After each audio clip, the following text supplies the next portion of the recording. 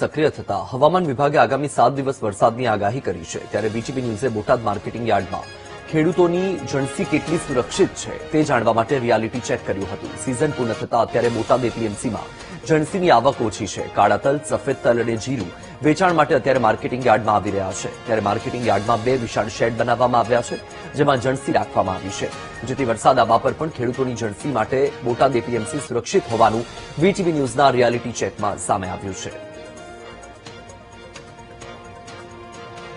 રાજ્યમાં હવામાન વિભાગ દ્વારા વરસાદની આગાહી કરવામાં આવી છે, જેના જ પગલે સમગ્ર રાજ્યના એપીએમસીની અંદર જણસી વેચવા આવતા ખેડૂતોને કેવી વ્યવસ્થાઓ છે તેનું વીટીવી રિયાલિટી ચેક કરી રહી છે। ત્યારે હાલ વીટીવીની ટીમ પહોંચી છે બોટાદ।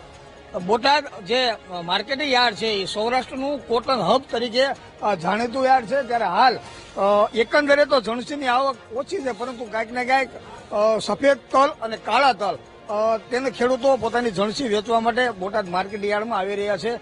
ત્યારે માનો કે વરસાદ વાતાવરણ હોય, વરસાદ આવે તો અહીંયા બોટાદ માર્કેટિંગ યાર્ડ દ્વારા 2 મોટા મોટા શેડ બનાવવામાં આવી રહ્યા છે, અને આ શેડની અંદર જે ખેડૂતોની જણસી છે તેની હરાજી પણ કરવામાં આવે છે અને તેનું વેચાણ આ શેડની અંદર થાય છે। એટલે એકંદરે વરસાદ આવે તો આ ખેડૂતોની જણસીને કોઈ પણ પ્રકારનું નુકસાન ન થાય તેવું પણ સામે આવ્યું છે। કેટલાક ખેડૂતો આપણી સાથે છે, તેઓની સાથે પણ આપણે વાત કરશું કે ભાઈ હાલ કેવી અહીંયા સ્થિતિ છે। દાદા, તમે ક્યાંથી આવો છો? દેવગણાથી। શું વેચવા માટે આવ્યો છો? તલ વેચો।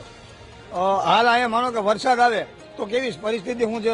તલ પલ્લે એવું છે કે નહીં? સુવિધા કેવી છે? ના, અત્યારે સારી સુવિધા છે। વરસાદ આવ્યો તો અત્યારે પલ્લે એવું નથી।